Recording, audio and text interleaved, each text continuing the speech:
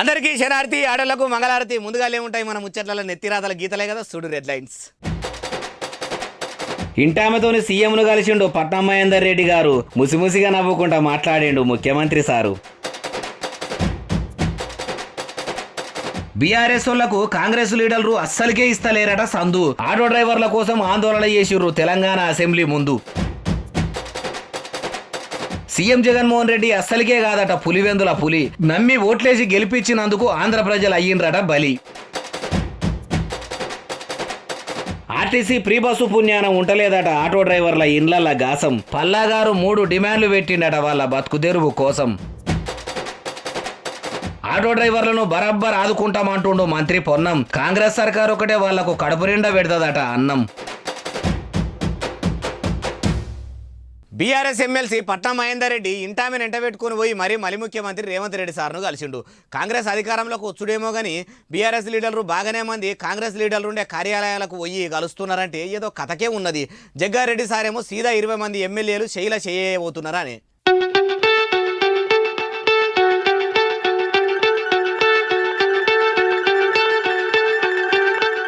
వరెవ్వ పట్నం మహేందర్ రెడ్డి సార్ వాళ్ళ ఇంటామే ముఖ్యమంత్రి రేవంత్ రెడ్డి సార్కు శాల్వ గప్పి సన్మానం చేయంగానే మహేందర్ రెడ్డి సారు ఎర్రటి పూల గుత్తి చేతుల్లో పెట్టంగానే ముసిముసిగా నవ్వులు చిందించుకుంటా వీడియోలు ఫోటోలు తీయించుకుర్రు. అటెనక సిక్కి దావకాల మంత్రి దామోదర్ రాజనరసింహ సార్ చేతుల కూడా పసుపు పచ్చ రంగుల నిగనిగలాడుతున్న పువ్వుల గుత్తి పెట్టిర్రు. సార్ కూడా మురుసుకుంటా తీసుకున్నాడు. మరి పట్నం సారి ఎందుకు కలిసిండు? ప్రాణసఖి వికారాబాద్ జడ్పీ చైర్పర్సన్ సునీత మేడంతో ఖైసుగా పోయి కలిసిండంటే కారుకు కాలిచ్చి కాంగ్రెస్ లకు పోతాడా అని అనుమాన పడుతుంటే లేదు కార్లకెళ్ళి గదిలేదే లేదు దిగేదే లేదు. కాకుంటే రేవంత్ రెడ్డి ముఖ్యమంత్రి అయ్యిండు కాబట్టి మర్యాద పూర్వకంగా కలిసినా అన్నాడేమో. ఈడికి చాలా మంది లీడర్లే సీఎం సార్ను కలిసిండ్రు అంటే గులాబీ గూడును ఇడిచిపెడతారా అంటారు రాజకీయం లీడర్ల గుణం తెలిసినోళ్ళు.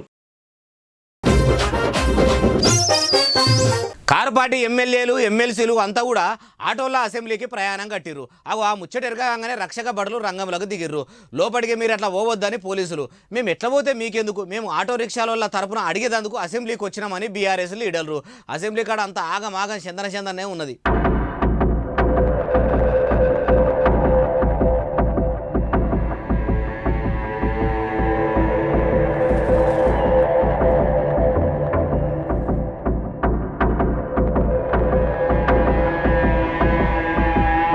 ఎమ్మెల్సీలు అందరూ కూడా గులాబీ కండువాలు వేసుకుని పెద్ద గుంపుతోనే వచ్చిర్రు కదా. ఆటో డ్రైవర్లకు నెలకు 10,000 సహాయాన్ని ప్రకటించుకుంటా బడ్జెట్ ప్రవేశపెట్టాలని ప్లకార్డుల మీద రాసుకొని అందరూ కార్యకర్తలు కూడా చేతుల్లో పట్టుకొని డిమాండ్ చేస్తున్నారు. షెయి సర్కార్ పెట్టిన ఫ్రీ బస్సు పథకం చేయంగా ఏం తక్కువ 6 లక్షల ఆటో డ్రైవర్ల కుటుంబాలు ఆగమవుతున్నాయి. చచ్చిపోయిన ఆటో డ్రైవర్లకు 20 లక్షల ఎక్స్గ్రేసియా, వాళ్ళ కుటుంబానికి 10,000 పింఛను ఎప్పటికొచ్చేటట్టు చూడాలని కొచ్చిరట.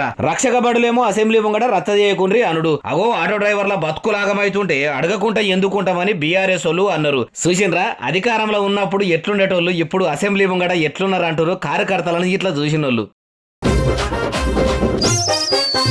పులివెందుల పులి అని వైసీపీ లీడర్లు జగనాలకు కొందరు జేజేలు కొడుతుంటే పులి పులి పులి అని అంతగానం ఎందుకు పొగుడుతురు? ఎవలకు పులి ఎవలకు సింహం అని భారతమ్మ భర్త అభిమానులను రాజన్న రాజకీయ వారసురాలు జగనన్న చెల్లె షర్మిలక్క బాగా గట్టిగానే అరుచుకుంది. జగనన్న గారిని వాళ్ళ అభిమానులు పొగుడుతున్నారు కదా, పులి సింహము అని పొగుడుతారే, మరి ఏమైంది? ఎవరికి పులి ఎవరికి సింహం? సాక్షి పేపర్ కి పులా, సోషల్ మీడియాకి సింహమా? ఏం ఉద్ధరించారు? ఏది? ఒక్కసారి విప్పండి మీ పంజా బీజేపీ మీద, ఒక్కసారి గర్జించండి బీజేపీ మీద మీకు దమ్ముంటే. ఒక్కటంటే ఒక్క వాగ్దానం నిలబెట్టుకోలేదే. వామ్మో వామ్మో వామ్మో ఏంది ఇది?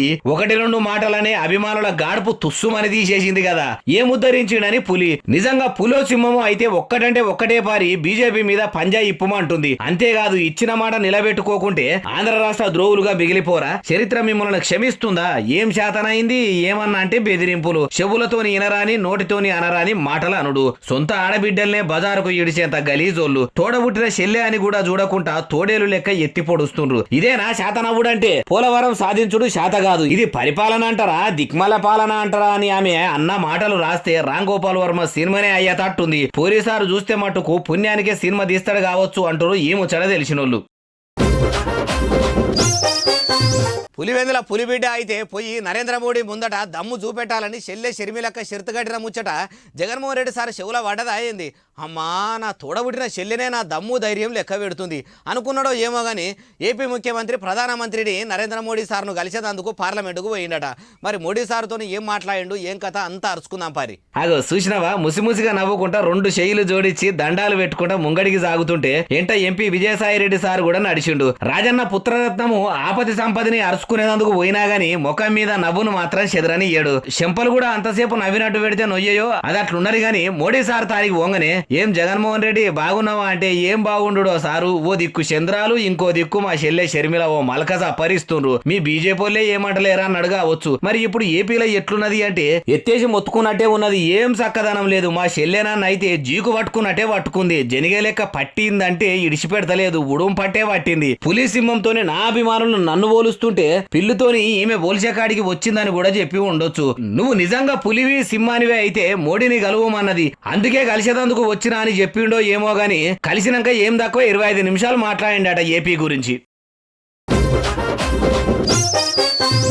ఆటో డ్రైవర్లకు న్యాయం చేసేదాకా బీఆర్ఎస్ ఎమ్మెల్యేలు నిద్ర కూడా పోయేదాడు లేరు కదా. అసెంబ్లీ ముంగట ఎమ్మెల్యేలు ఎమ్మెల్సీలు ఆందోళన చేస్తే అసెంబ్లీ లోపల జనగామ ఎమ్మెల్యే పల్లా రాజేశ్వర్ రెడ్డి పత్రాలు పట్టుకొని మరి ఆటో డ్రైవర్లకు కాంగ్రెస్ సర్కారు ఏమేం చేస్తే బాగుంటుందో చెప్పుకొచ్చిండు. పల్లా గారు ఇక మీ పర్ఫార్మెన్స్ సురువు చేయండి నుంచి అడుగుతున్నాం. ఈ 6 గ్యారంటీల్లో ఖచ్చితంగా ఎవరైతే ఇవాళ ఆటో డ్రైవర్లు ఉన్నారో 3 డిమాండ్లు మేము ఖచ్చితంగా పెడుతున్నాం. చనిపోయిన 21 మంది ఆటో డ్రైవర్లకు తక్షణమే వారి కుటుంబానికి 20 లక్షల రూపాయలు ఎక్స్గ్రేషియా ప్రకటించాలి. ఆటో రుణమాఫీ కూడా చేయాలని చెప్పి కూడా ఈ సందర్భంగా మేము కోరుతున్నాం.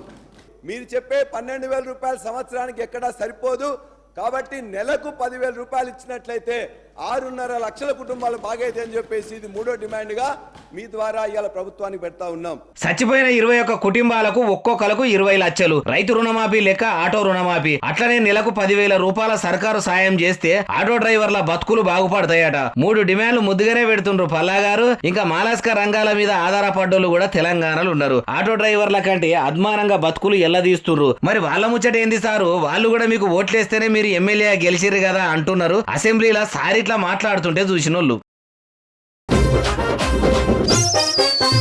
బీఆర్ఎస్ ఏమో ఆటో డ్రైవర్ల బతుకులు ఆగం కాకుండా వాళ్ళ కోసం పోరాటం చేస్తున్నామని రోడ్ల మీదకి వస్తుంటే వాళ్ళు అట్లా ఎందుకు వస్తున్నారో మాకు మాయేరికే, కారు పార్టీ వాళ్ళ కథలన్నీ తెలుసు అంటున్నాడు ఆర్టీసీ బస్సుల మంత్రి పొన్నం ప్రభాకర్ అన్న. అసెంబ్లీలో ఇదే ముచ్చటను ఎట్లా చెప్పిండో మీరే నుండి. అధ్యక్ష వీళ్ళు ఆటోలు ఎక్కిరు అధ్యక్ష, ఆటోలు ఎక్కి బెంచ్ కారు నేను చెప్తే ఫ్యూడలిస్టిక్ మెంటాలిటీ ఉన్న వాళ్ళు ఆటో కార్మికులను అవమానపరుస్తా ఉన్నారు. ఇది మంచిది కాదనేటువంటి మాట మరొక్కసారి ఆటో కార్మికుల పక్షాన ఒక బీసీ బిడ్డగా అందులో ఉన్నటువంటి వృత్తి చేసుకున్న మైనార్టీ ఎస్సీ ఎస్టీ బీసీలను ఆహ్వానపరుస్తాను. ఇది మంచిది కాదని మనం చేస్తాను. ఆటోల మీద ఆధారపడ్డోళ్లను ఆదుకునే గుణమే కార్యకర్తలకు ఉంటే ఇట్లా కావాలని కయ్యం పెట్టరు. అమాయకులైన వాళ్ళను ఆగం చేసే ప్లాన్ చేస్తున్నారు తప్పితే వాళ్లకు ఆసరగా నిలబడేది ఏం లేదు. ఒక బీసీ బిడ్డగా చెప్తున్నా, కాంగ్రెస్ పార్టీ ఆటోలకు అండగా ఉంటుందని నేను నమ్మకంగా చెప్తున్నా. ఒంటెతో పోగడబోయే వాళ్ళెక్కడ, ఒకటే మాట మీద ఉండే మేమెక్కడ అనే తరీకలు అనుకొచ్చిండు. కానీ రాజకీయం చూడురి ఎట్లా చేస్తారో. వాళ్ళ అవసరాలకు ఆర్టీసీ బస్సుల కార్ నుంచి ఆటోల దాకా, విద్యార్థుల కార్ నుంచి వీరమరణం పొందిన అమరుల దాకా అందరినీ వాడుకుంటారు. వాళ్ళ బతుకులతోనే ఆడుకుంటారు అంటారు కొందరు రాజకీయ నాయకుల రాజకీయం చూసినోళ్ళు. రాష్ట్రంలో కారు పార్టీలు కాంగ్రెస్ పార్టీలు ఇద్దరు కూడా డూప్లికేట్ ఫైటింగ్ చేస్తున్నారట. అంటే సినిమాల గుడ్డెగాలు హీరోలు కొట్టుకుంటున్నారా అంటే కాదు మాటలతోనే ప్రజలను మాయ చేస్తున్నారట. అగో మేము పాలకులం కాదు సేవకులం అని కాంగ్రెస్ వాళ్ళు అంటారు. బీఆర్ఎస్ వాళ్ళేమో ప్రజల కోసమే మేమున్నాం అంటారు. వాళ్ళ ఈ ఉత్తుత్త ఫైటింగ్లు ఎట్లయితే అంటారా ఇనుండ్రు. అయితే తెలంగాణలో కాంగ్రెస్ పార్టీ బీఆర్ఎస్ పార్టీ ఒక ఫైటింగ్ చేస్తా ఉన్నారు. ఇన్నరా తెలంగాణ కమలం పువ్వు పెద్ద ముత్తైదువు కిషన్ రెడ్డి సార్ ఏమన్నాడు, ఇన్నొద్దుల సంధి కారు చేయి కీసులాడుకునేదంతా ఉత్తుత్తగానేనట, ఉత్త పోరాటాలేనట. అమాయకులైన ప్రజలను నమ్మించేదందుకే జనం కోసం గొట్లాడుతున్నామని నాటకాలు ఆడుతుంటారట. షెయి సర్కారు ఏర్పడంగానే అవినీతి చేసిన వాళ్ళు భరతం పడతాము, అవసరమైతే సిబిఐని పిలిపించి మరి చిన్న లీడర్ల కా నుంచి పెద్ద లీడర్ల దాకా ఎవ్వరు నిడిచిపెట్టామన్నారు. ఇప్పుడు సప్పుడు చేస్తలేరా అనుకొచ్చిండు. పాలకులం కాదు సేవకులం అని చెప్పి ప్రజలను కాంగ్రెస్ ప్రభుత్వం మోసం చేస్తుందట. అయ్యా కిషన్ రెడ్డి గారు, 2 పార్టీలలో తోడు దొంగలోలే డూప్లికేట్ పోరాటం చేస్తున్నారని మీరే చెప్తుండ్రు. మీరు కూడా దేశం కోసం ధర్మం కోసం సత్యం న్యాయం అని సుధపూస మాటలు చెప్తుంటారు కదా. మీ కమలం పువ్వుతోనే అసలు ఉద్యమం చేసి ప్రజలను ఆదుకుంటే మిమ్మల్నే జనం ఎప్పటికీ యాది పెట్టుకుంటారు కదా సారు అంటున్నారు. మీరిట్లా అంటే ఇన్నోళ్ళు. కారు పార్టీ వాళ్ళు కావాలనే ఆటో డ్రైవర్లను అవసరానికి వాడుకుంటున్నారట. షెయి సర్కారు మోసం చేస్తున్నానని మాయమాటలు చెప్తున్నారట. ఆటో డ్రైవర్లను ముంగటేసుకొని అధికారంలోకి రావాలని గులాబీ లీడర్లు గుంపుగా లడాయి చేస్తున్నారట. ఈ మాటలని ఎవరో కాదు, సీతక్క అసెంబ్లీలా అంటున్నది. మరి అక్క చెప్పినట్టే కారు కర్తలు కూడా చేస్తుర్రా ఏమో, అరుచుకుందాం పరి. ఈ రోజు ఆటోలను ముందు పెట్టి మీ అధికారం రావాలని ఎప్పుడు మిమ్మల్ని మీరు సెంటిమెంట్లను వాడుకొని ఒకరిని ముందు పెడతారు, ఆ తర్వాత మీరు వెనక నుంచి వస్తారు. ఇది మీ నైజం. ఇన్నరా సీతకి ఏమంటున్నదో? బీఆర్ఎస్ పార్టీలకు బీభత్సంగా సెంటిమెంట్ వాడుకున్నడే తెలుసు. అధికారంలోకి వచ్చేందుకు ఏమైనా చేస్తారు, ఎంతకైనా తెగిస్తారు. మలి సర్కారు చేస్తున్న మంచి పనులు చూస్తే వాళ్ళ కళ్ళు మండిపోతున్నాయి, కడుపు సలసల మసిలిపోతుంది. కాంగ్రెస్ కు ఫ్రీ బస్సు పథకంతో రాష్ట్రంలో మంచి పేరు వస్తుంటే ఓర్వలేక ఆటో డ్రైవర్లను నడవలకు గుంజుకొచ్చి గుంపు రాజకీయం చేస్తున్నారు, వాళ్ళను బదనాం చేస్తున్నారు.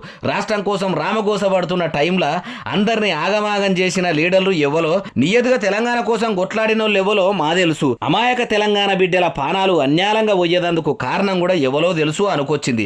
కానీ పాలకపక్షం ప్రతిపక్షాలు అప్పుడప్పుడు వాళ్ళంతలా వాళ్ళే నిజాలు చెప్తుంటారు అంటారు. సీతక్క అసెంబ్లీలో మాట్లాడుతుంటే చిన్నగా మాట్లాడుకునేటోళ్ళు. టీఎస్పీఎస్సీ కొత్త చైర్మన్ మాజీ డీజీపీ మహేందర్ రెడ్డి సారు అవినీతి పరుడట. కడిగిన ముత్యము మచ్చలేని మంచి మనిషి అనిరి. మళ్ళీ ముఖ్యమంత్రి రేవంత్ రెడ్డి సారు కూడా దగ్గరుండి మరీ కొలువు అప్పచెప్పిండు. ఇప్పుడేమో నువ్వు అవినీతి పరుడు అంటున్నావు, ఏందే అంటారా? అన్నది నేను కాదు, తెలంగాణ బతుకమ్మ కవితక్క. తక్షణమే మహేందర్ రెడ్డి గారిని తీసేసి ఎంక్వైరీ వేయండి, అవినీతి జరిగింది వాస్తవమా కాదా ప్రజలకు తెలియజేయండి. అమలు చేసిండు, అందరిని ముంచిండని మాజీ డీజీపీ మహేందర్ రెడ్డి సార్ మీద మచ్చున్నదట. మహేందర్ రెడ్డి మంచోడు కాదు, మందిని మోసం చేసిండు. ఓ స్పెషల్ టీమును పెట్టి ముఖ్యమంత్రి నిరూపించాలని సీఎంకే పరీక్ష పెడుతుంది. అట్లనే నౌకర్లని మేమే చేస్తున్నామని చెప్పుకున్నాడంతా ఉత్తముచ్చట్నే. ఇప్పటి వరకు కాంగ్రెస్ ప్రభుత్వం వేసింది 60 ఉద్యోగాలే అనుకొచ్చింది. మేం పాలకులం కాదు సేవకులం అని చెప్పుకునే షెయి సర్కారు ఉన్న ముచ్చటనే చెప్పాలి గాని ఉత్తముచ్చట్లు ఉద్యర ముచ్చట్లు చెప్పొద్దు అనుకొచ్చింది. చూసిండ్రా, ప్రతిపక్షం నుండి మస్తు మాటలు మాట్లాడుతుంది కవితక్క. కానీ అధికారంలో ఉన్నప్పుడు కూడా గిట్లనే లెక్కలు తప్పులు ఎత్తి చూపెట్టిందా అంటారు ఈ ముచ్చట తెలిసినోళ్ళు. నీ మాటలగా రెడీ మాయలు తెలిసే ముఖ్యమంత్రి గారు, అవి నీటి బుడగలై తేలుతున్నాయి రేవంత్ రెడ్డి సారు. అగో బాలన్న, నువ్వేందే గిట్లా సీఎం రేవంత్ రెడ్డి సార్ మీద పాట పాడుతున్నావు అంటారా? నేను వాడింది కాదు, పాట పాడినట్టు తెచ్చి మీకు వాడినా పెట్టినా, ఎవరో చూడరు మీరే. నీ మాటలగా రెడీ మాయలు తెలిసే ముఖ్యమంత్రి గారు, అవి నీటి బుడగలై తేలిపోయినాయి రేవంత్ రెడ్డి సారు. నీటి మూటలైతే రేవంత్ రెడ్డి సారు. ఇన్నర అఖిల భారత విద్యార్థి పరిషత్ నాయకులు మలి ముఖ్యమంత్రి రేవంత్ రెడ్డి సార్ మీద పాట పాడుతున్నారు. రేవంత్ రెడ్డి 30 లక్షల నిరుద్యోగులను 50 లక్షల విద్యార్థులను ఆగం చేస్తున్నాడట. నెలకు 2 సార్లు ఢిల్లీకి పోయి సోనియామ్మను కలిసేందుకు ముఖ్యమంత్రికి టైం దొరుకుతుంది గాని చదువుకునేటోళ్ళ సమస్యలు గోసలు బాధలు అరుచుకునేందుకు సమయం దొరుకుతలేదా అని ఇట్లా సడకల మీద సమరం చేస్తున్నారు. షెయి సర్కార్ రాష్ట్రంలో కొలువై 2 నెలలు గడిచి 3 నెలలు నిండే ఇప్పటికీ కూడా చదువుకునే పోరగాన్లకు స్కాలర్షిప్లు వేస్తలేరనుకొచ్చిర్రు. అయ్యా సీఎం రేవంత్ రెడ్డి గారు ముఖ్యమంత్రితోని పాటు విద్యాశాఖ మంత్రిగా కూడా కొనసాగుతున్నారు కాబట్టి ప్రజాభవన్ల ప్రజల కోసం అరుచుకున్నట్టే చదువుకునేటోళ్ళ సమస్యలు కూడా అరుచుకోరే సారు, మీకు తెలియంది కాదు యాది చేస్తున్నాం అంటారు. ఏమో చెడ తెలిసిన కట్నం మరి ఓ కామెను కాల్చుక తింటున్నాడ కట్టుకున్న భర్త. మరి అంతగానం కట్నం కావాలనుకున్నోడు కట్నాన్ని పెళ్లి చేసుకోవాలి కానీ మహిళను లగ్గం చేసుకుని ఆమెకు మనసుకు పట్టకుండా ఎందుకు చేస్తున్నాడు? మరి కట్నం అడిగిన ఆయన వాళ్ళ అమ్మను వాళ్ళ బాపు కూడా అట్లనే కట్నం తెమ్మని ఏపుక తిన్నాడా ఎట్లా? ఏమో ముచ్చట అవుతుంది. సరే మీ అక్క ఇలా అన్నదంటే మా అక్క అంటే దీన్ని పడాలి అని అంటే నేను ఇంట్లో పడ్డానికి వచ్చిన ఏమని అడిగితే అంత కట్నం పట్టుకొచ్చినా కూడా నువ్వేం కట్నం తెలియదు, మీ అమ్మని ఇల్లు రాయమని మీ నాన్న భూమి రాయమని అంటే నేను ఒక్కదాని అయితే అదే రాసేవాడు. నా వెనక జక్కలున్న చెల్లి ఉంది, ఎలా రాస్తారు సార్? వారికి ముగ్గురు సమానంగా పంచాలి కదా. ఇటు ఏమైనా ఉంది, ఇప్పుడు నువ్వు సంసారం పడి నాకు 1.5 yearతో సంసారం చేశాను. ఇప్పుడు నీ సంసారం పరికరం ఆ విషయం నేను మమ్మల్ని నాన్న ఇప్పుడు వచ్చి నేను ఏం చెప్పాలి, ఆ విషయం చెప్పండి. కాపురం చేస్తేందుకు కాదు కట్నంతో బతికేదందుకే పెళ్లి చేసుకున్నట్టు అనిపిస్తలేదు. లగ్గమప్పుడే అడిగినంత ముఠ చెప్పిరట. ఇంకో అసలు ముచ్చట ఏంటంటే ఈమెకు కిడ్నీ బాగలేదట. ఆ సాకుతోని కూడా సంసారం చక్కగా చేస్తలేడట. ఇడుపుగాయుధం ఈమని లాయర్ నోటీసు కూడా పంపిండట. ఒకవేళ ఆయనకే కిడ్నీ ప్రాబ్లము ఇంకా ఏదన్నా పెద్ద బీమారో అడ్డమైన రోగమో వస్తే ఈమె కూడా ఆయన లెక్కనే నోటీసు పంపిస్తే ఏమన్నటోడు? అయినా రోగాలు చెప్పిరావు కదా. ఆయనకు కూడా అక్క ఉన్నదట. వాళ్ళ బావ కూడా ఈయన లెక్కనే కట్నం కోసం రాసి రంపాన పెడితే ఎట్లుంటది? గాయంత లాజిక్కు తెలియక పెండ్లాల మీద పెత్తనం ఎందుకు చేస్తారో అంటున్నారు. గాయంత దానికే లగ్గాలు ఎందుకు చేసుకుంటారో అంటున్నారు. భార్యలను బాగా మంచిగా చూసుకునే భర్తలు. అత్త ఆడబిడ్డలు కూడా సాటి ఆడామని కూడా చూడకుండా సాధిస్తున్నారట. దినాం సూటిపోటి మాటలతోని వేధిస్తున్నారట. అందుకే బాధితురాలు రమ్య భర్త వెంకట అప్పారావు ఇంటి ముంగట ధర్నాకు దిగింది. ఎక్కడంటే ఏపీలున్న దువ్వాడ దిక్కుంటారట. మిడిల్ క్లాస్ ఫ్యామిలీలో పుట్టినంత మాత్రాన కటిక నేల మీదనే కూర్చొని కూడు తినాలనా అనుకున్నాడో ఏమో కానీ ఒక పిల్లగాడు కోట్ల విలువ చేసే డైనింగ్ టేబుల్ అనే తలదాన్నే మిడిల్ క్లాస్ డైనింగ్ టేబుల్ తయారు చేసిండట.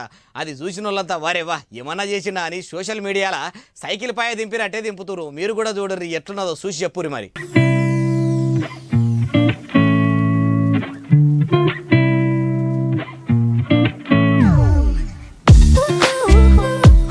వరేవా ఐడియా మస్తున్నది కదా. ఖరాబ్ అయిన పుల్లలున్న సైకిల్ రీమ్ తెచ్చిండు, దాన్ని అడ్డం మడబెట్టిండు, రీమ్ నడమల బలువు కట్టే ఒకటి నిలబెట్టిండు, దాని మీద క్యారెట్ ముక్కలు కీరదోష తునుకలున్న లబ్బరి ప్లేటు, పచ్చిమిరపకాయలు కోసిన ఉల్లిగడ్డలున్న ప్లాస్టిక్ ప్లేటు, పప్పుచారు గిన్నె ఇంకేదో కూర ఫ్రై చేసుకున్న ప్లేటును కూడా పెట్టుకున్నాడు. మంచిగా కుర్చీలో కూర్చొని కుదార్థంగా తింటున్నాడు. అంటే ఎంత మంచిగుంది చూడండి ఆలోచన.